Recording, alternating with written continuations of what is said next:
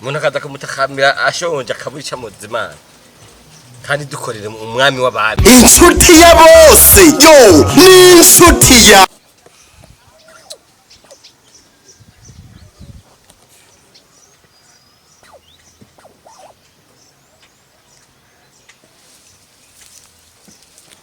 Halo?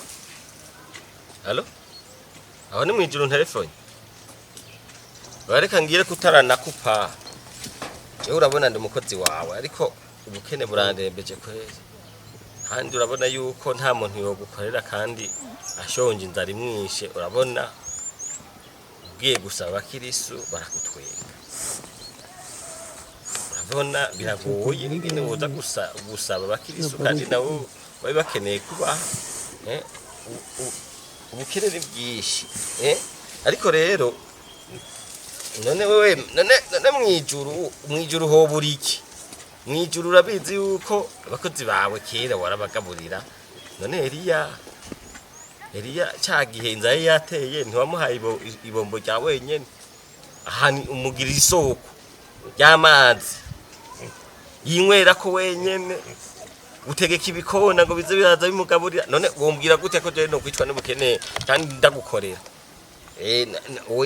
je ndagukorera raba rero ico mumfasha kubera nanje urumva ndakeneye kubaho neza abandi kandi kugira ngo nkore n'umurimo wawe nezerewe ntashonje ntidoga kwihangana ni byiza ariko nanone urabizi yuko nabirane iravuga ko kwihangana kwa cyane kugwaza umutima kandi nanje ntefonye wawe mwijuru none mwijuru nta kintu kibuze injya zirahari ibintu birahari kandi ijuru ntiryoshobora gukena ikintu na kimwe nanje nje gutakambira iwawe mwijuru urabona ubu ngenda n'amaguru ngenda n'amaguru kwe none ntimwabibonye none ngenda n'amaguru ngacererwa ngiye no gusenga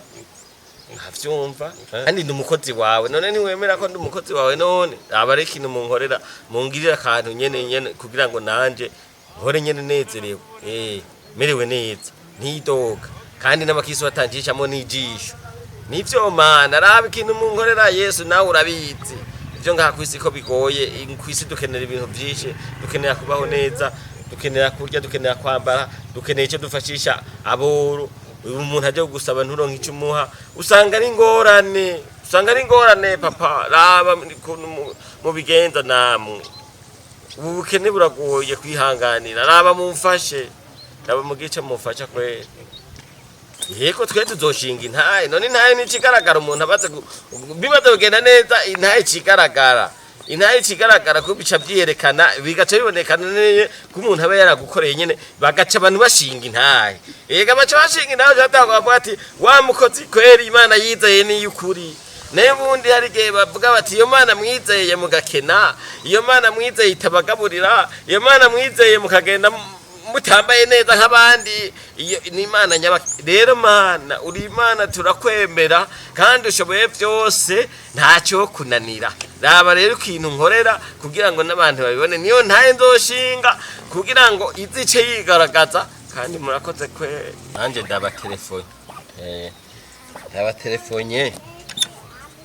yaba telefone ndazi ko batabico bankorera kuko none sindi mukozi wiwe none umukozi wiwe none umukozi yobura déplacement gute kaburi cyajya gute akamuyicaza Imana umushitsi umuntu akaza kumutakambira ashonje akabica muzimana kandi dukorere umwami w'abami n'umwami w'abami si n'umwami gusa umwami w'abami nanje ndamutelefone nanje nanje ndamutelefone kazima ndamutelefone aha ndazi ko ntivyo kuronka ndaronka ko nivyo kuko arabifise rega ntavyabuze none yo bibura gute ko mbona hano bamibonga hakwisi barahana ababakorera barabaha bakabahe badepase byo bakoresha nawe nanje ndamutelefone sishobora kugenda n'amaguru ngende n'amaguru kandi mfise Imana ivyo nivyo kune ndakazuma ndamutelefone nanje ndagaruka gusaba inyishu ngaha ndagaruka kabisa ndamutelefone ntivyokunda ubukene burababaza ntivyokunda mutekazima ndamutelefone kangende ndamutelefone kuba ndicara ndindira inyishu kandi inyishu